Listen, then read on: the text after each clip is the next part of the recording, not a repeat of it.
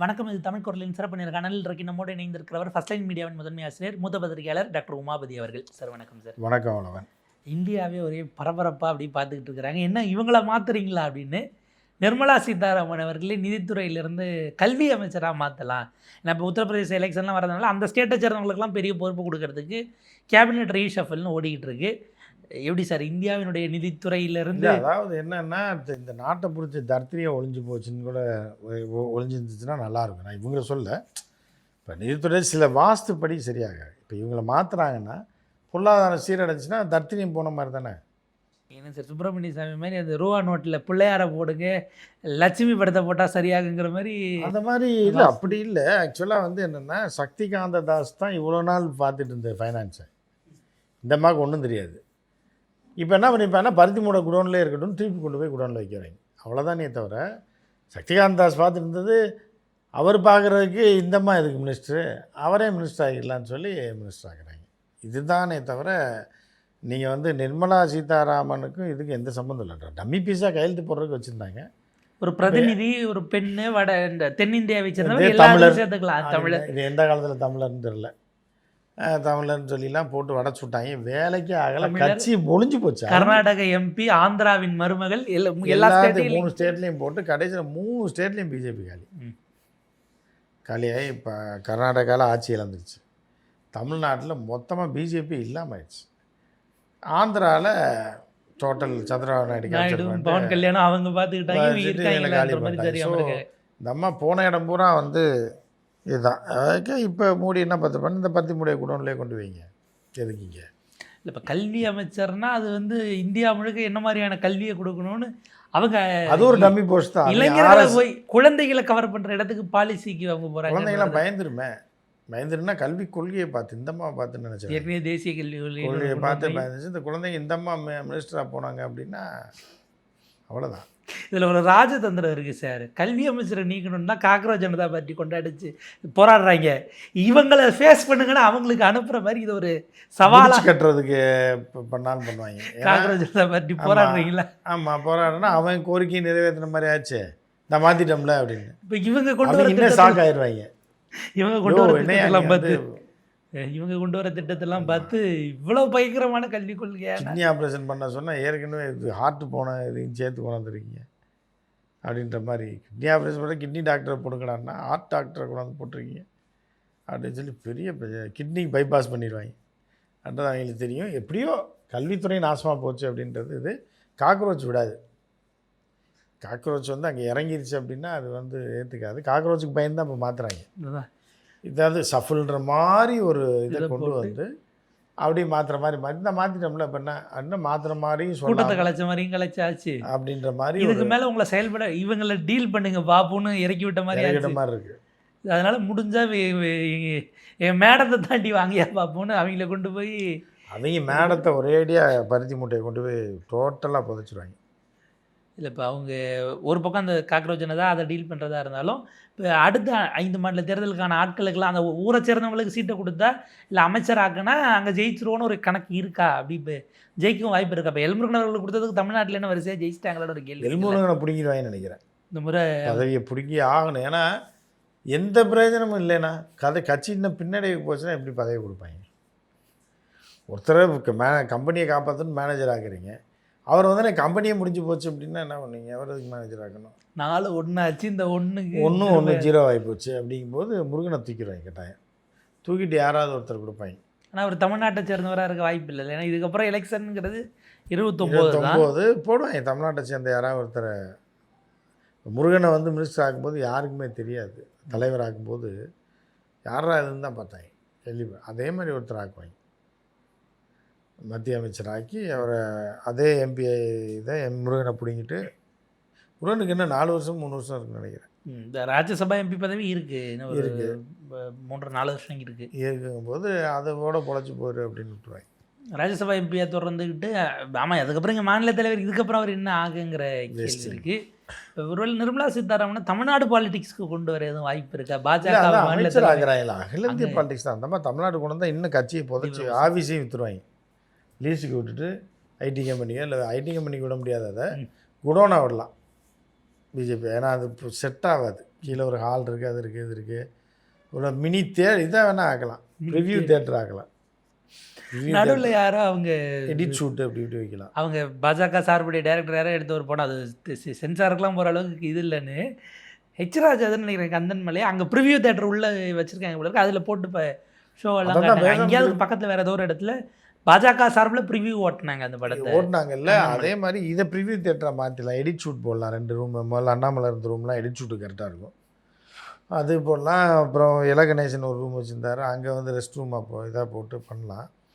என்ன பண்ணுறாங்கன்னு தெரியல. கேசவ நாயகத்தை மாற்றிட்டு புதுசாக ஒருத்தர் போட்டாங்க, அவர் அமைப்பு அந்த செயலாளர் கட்டில் கொண்டு போய் விற்றுட்டாங்க செகண்ட் ஹேண்டில். அது ஒரு பாய்கிட்ட தான் விற்றுருக்காங்க 500 ரூபாய்க்கு. கேசவ நாயகம் படுத்திருந்த கட்டில் ஒரு 10 வருஷம் அந்த கட்டில் தான் படுத்திருந்தார். இடத்த அடைக்குன்னு சொல்லி அதை விற்றுட்டாங்க. இன்னொரு இவரை போட்டாங்க, அவர் எங்கே இருக்கார் என்னன்னு தெரியல. எதுவும் பாஜக இயங்குதானே தெரில. நயனாராயந்திரன் எங்கே போனாருங்கிறது ஒரு பக்கம். நயனார் தூக்குறதுனால அவர் வேலையை பார் வேலை இருக்குது, கணக்கு பார்த்து இந்த மார்ச் இயர் எண்டிங் கணக்கு பார்த்தாரு. அப்புறம் அப்படியே எக்ஸ்டெண்ட் பண்ணி இன்னும் 2 பார் எடுத்துருக்காரு போல்.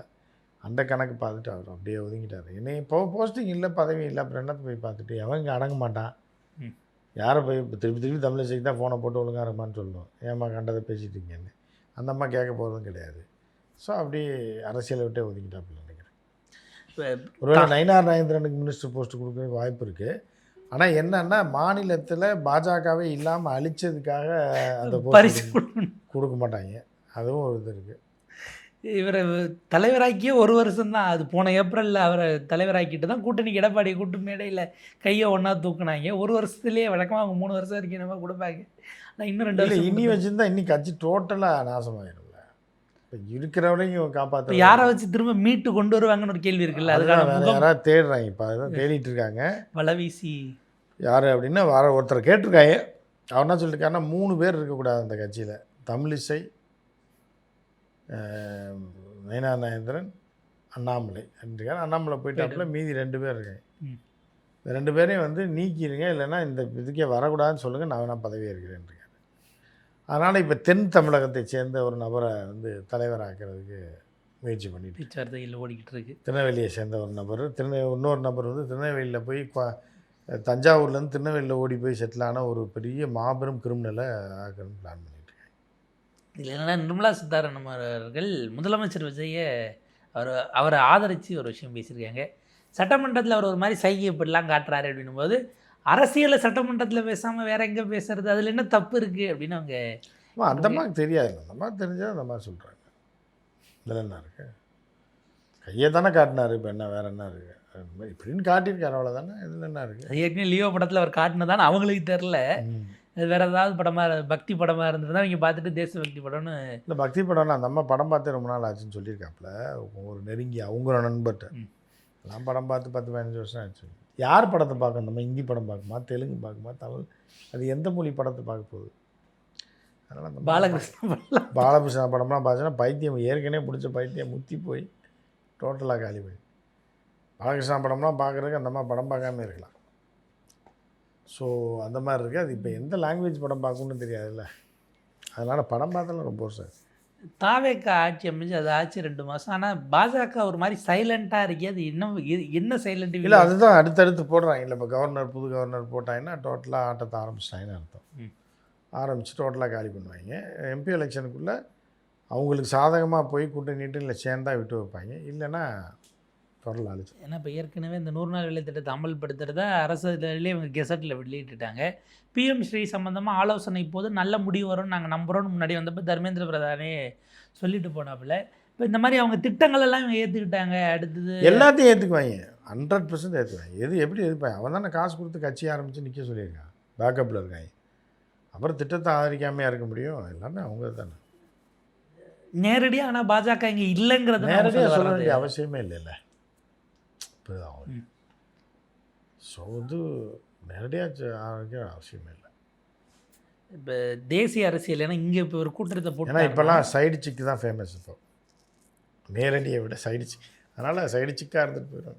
இப்போ இங்கே வந்து ஒரு கூட்டணி இவர் உருவாக்கிட்டா, இவர் இப்போ பாஜகவை இங்கே பகச்சிக்காதவர் இந்தியா கூட்டணிக்குள்ளே இவரை கொண்டு போய் சேர்க்க காங்கிரஸ் முயற்சி பண்ணால் என்ன பண்ணுவார்? ஏன்னா இவர் ஒன்றுமே பண்ண மாட்டார்.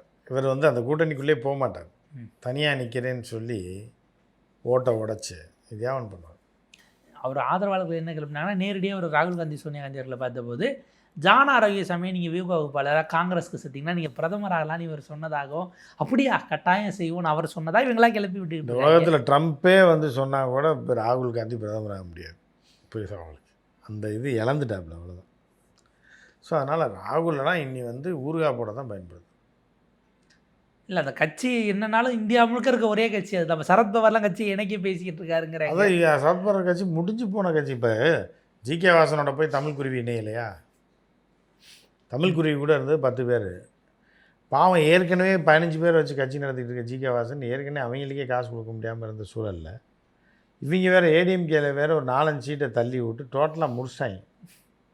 அந்த தாமரை சின்னம் வேற பிஜேபிக்காரன் வந்து நிற்கிறதுக்கு ஆள் இல்லைன்னு சொல்லி 5 ஜிகே வாசன் கையில் தள்ளி விடுங்க அப்படின்னு சொல்லி தள்ளி விட்டு டோட்டலாக கட்சியை முடிச்சு விட்டாங்க. அந்த கட்சியில் போய் தமிழ் குருவி மணியன் சேரும்போது எப்படி இருந்துச்சு அந்த கட்சி? அந்த மாதிரி தான் அவங்க இப்போ காங்கிரஸோட போய் சரத்பவார் சேர்ந்தான். சரத்பவார் கதையை ஏற்கனவே முடிஞ்சு போச்சு. காங்கிரஸ்க்கு வந்து அகில இந்திய அளவில் டோட்டலாக முடிஞ்சு போயிடுச்சு. ஏற்கனவே அவங்க தம்பி பையனே உடச்சி கொண்டு போனது, அஜித் பவார் கொண்டு போனது போக, அது இப்போ அஜித் பவார் மனைவி அந்த கட்சியை பார்த்துட்டு இருக்கிறாங்க. அவங்க பையனை கொண்டு வந்தனால அதுலேருந்து 4 தலைவர்கள் பிஜேபிக்கு ஓடிக்கிட்டு இருக்காங்க. அப்படி ஒரு மாதிரி இந்த கட்சி குழப்பமாகி இடியாப்பம் மாதிரி ஆயிடுச்சு. எங்கே தொடங்குது எங்கே முடியுதுன்னு தெரியாமல் எந்த கட்சியில் பார்த்தாலும் இங்கேருந்து போய் சேர்ந்தவங்களா இருக்காங்கிற ஒரு நிலைமைக்கு போயிடுச்சு. ஏன்னா இப்போ நார்த் இந்தியன் மீடியாலாம் எப்படி சில மீடியானா சோசியல் மீடியாவில்ங்கிற பேஜஸ்ஸு விஜய்க்கு ஒரு ஹைப் கொடுக்குற வேலையை தொடர்ந்து பண்ணிட்டு இருக்கேன். அதில் பாதி ஃபேக் நியூஸாக இருக்குது. தமிழ்நாட்டில் இனிமேல் எல்லோரும் ஏசி பஸ்ஸில் தான் போகணும், அதுதான் விஜய் வந்து அது லக்ஸரி கிடையாது, ஆடம்பரம் அல்ல அத்தியாவசியம்னு சொன்னார்னு இவங்களாம் பரப்பிக்கிட்டு இருக்காங்க. ஏன்னா நாங்கள் அது பூரா இவங்க வேலை தான், இவங்க செட்டப் தான். அங்கே ஜான் ஆரோக்கியசாமியும் அந்த பிஏ இருந்தானே ரூட்டு. ஆமாம், ரூட் அவங்க 2 பேரும் சேர்ந்து பண்ணுறது.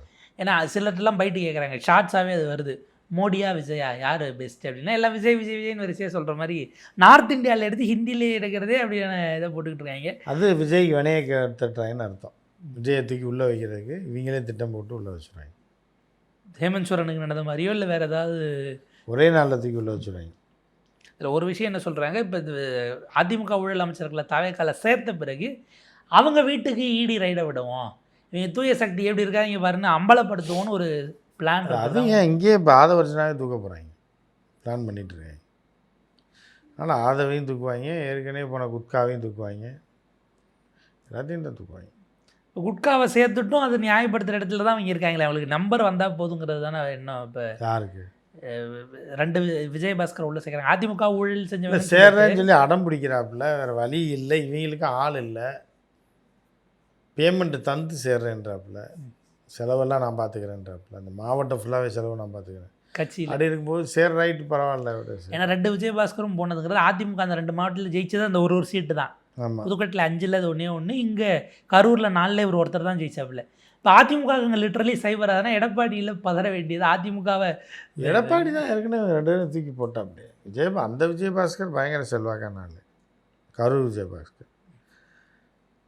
ஏன்னா அவ்வளோ பிரச்சனையிலையும் அவர் ஜெயிச்சார்.